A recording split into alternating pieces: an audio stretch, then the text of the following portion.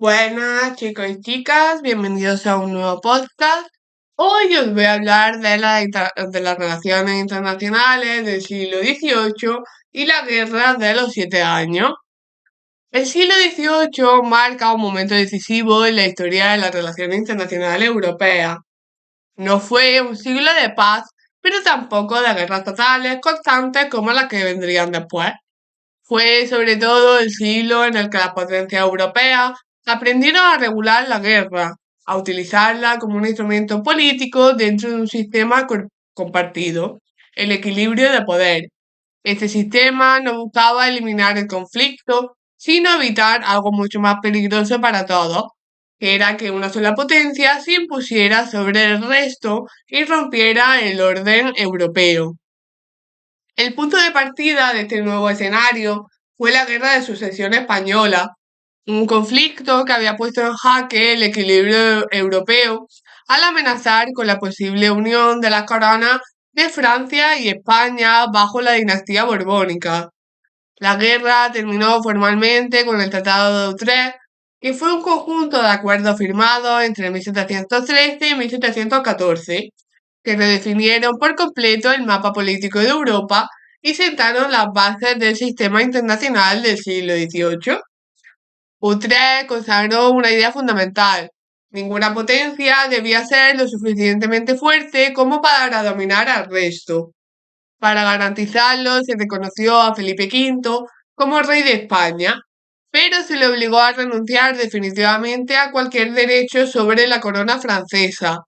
De este modo se evitaba la temida hegemonía borbónica. Este principio de equilibrio se convirtió en la brújula de la diplomacia europea durante décadas. El tratado también confirmó un cambio profundo en la jerarquía internacional. España, que durante siglos había sido la gran potencia hegemónica, entraba en una etapa de declive. Perdía sus territorios europeos, Flandes, Milán, Nápoles, en favor de Austria, y cedía Sicilia a Saboya. Pero las pérdidas más simbólicas y estratégicas fueron Gibraltar y Menorca, que pasaron a manos de Gran Bretaña. Estas dos plazas permitieron a los británicos controlar el acceso al Mediterráneo occidental y marcaron el inicio de su supremacía naval. Más allá de los territorios, Utrecht reflejó algo todavía más importante. El poder ya no solo residía en la tierra, sino también en el comercio y en los mares. Gran Bretaña obtuvo privilegios comerciales decisivos en el imperio colonial español, como el asiento de negro y el navío de permiso. En teoría eran concesiones limitadas, pero en la práctica se convirtieron en herramientas legales para el contrabando masivo y la penetración económica británica en América. Con ello, el conflicto económico quedó institucionalizado y el choque futuro se volvió inevitable. España aceptó el tratado, pero no lo asumió plenamente. Desde el primer momento, la política exterior española estuvo marcada por el revisionismo, es decir, por el deseo de revisar y revertir lo acordado en Utrecht. Bajo el reinado de Felipe V e impulsado por figuras como Isabel de Farnesio o el cardenal Alberoni, la monarquía española trató de recuperar sus antiguas posesiones italianas. Este intento de romper el equilibrio provocó la reacción inmediata del sistema internacional.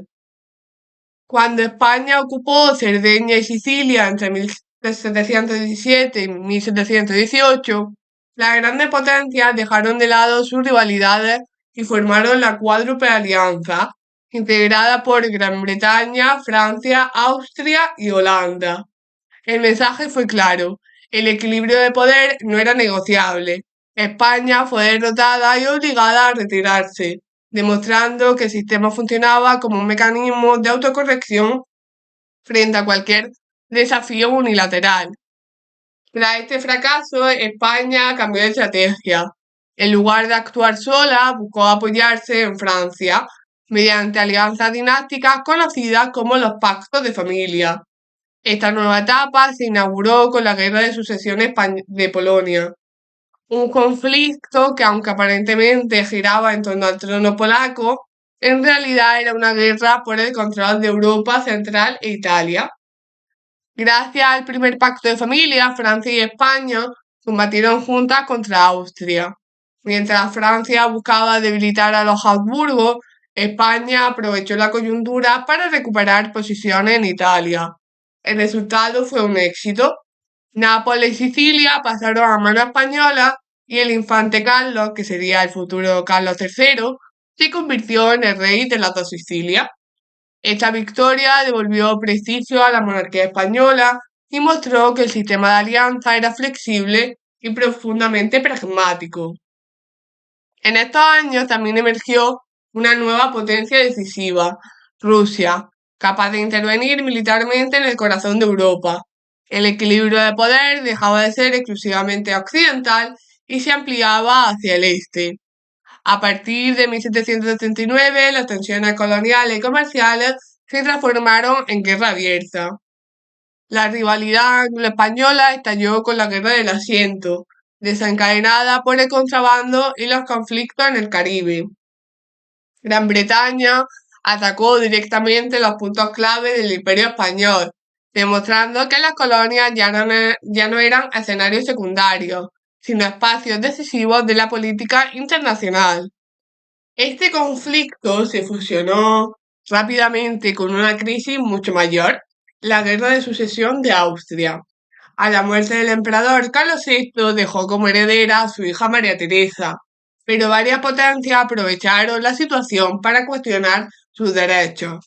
Entre ellas destacó Federico II, que invadió Silesia y transformó la crisis dinástica en una lucha por la hegemonía centroeuropea. La guerra reorganizó los bloques internacionales.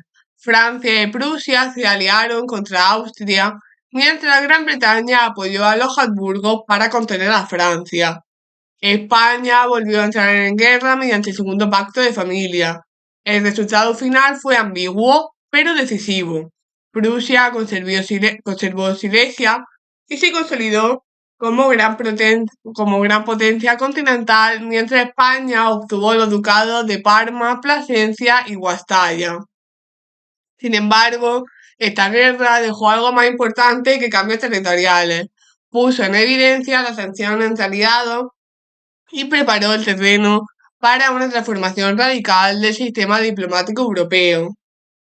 Esa transformación llegó en 1756 con la llamada Revolución Diplomática, una inversión completa de alianzas que habría sido impensable décadas antes. Austria y Francia, enemigos históricos, se aliaron para frenar a Prusia. Gran Bretaña, por su parte, se dio una alianza con Federico II. El criterio ya no era la tradición ni la dinastía, sino el interés estratégico inmediato. Este nuevo sistema desembocó en la Guerra de los 7 Años, considerada el primer conflicto verdaderamente global. La guerra se libró simultáneamente en Europa, América, India y África. Mientras Prusia luchaba por sobrevivir frente a una coalición abrumadora, Gran Bretaña y Francia se enfrentaban por el dominio colonial y marítimo. El conflicto continental estuvo a punto de destruir a Prusia, que solo se salvó gracias al llamado milagro de la Casa de Brandeburgo, cuando Rusia abandonó inesperadamente la guerra por la muerte de la zarina Isabel, y su sucesor, Pedro III, sacó a Rusia de la guerra. En el plano colonial, la balanza se inclinó claramente a favor de Gran Bretaña, que conquistó Canadá y derrotó a Francia en casi todos los frentes. España entró tardíamente en la guerra mediante el tercer pacto de familia, buscando recuperar Gibraltar y Menorca, pero el resultado fue desastroso. Perdió Florida y vio caer La Habana y Manila, aunque recibió Luisiana como compensación francesa. Las paces de 1763 sellaron el nuevo orden mundial.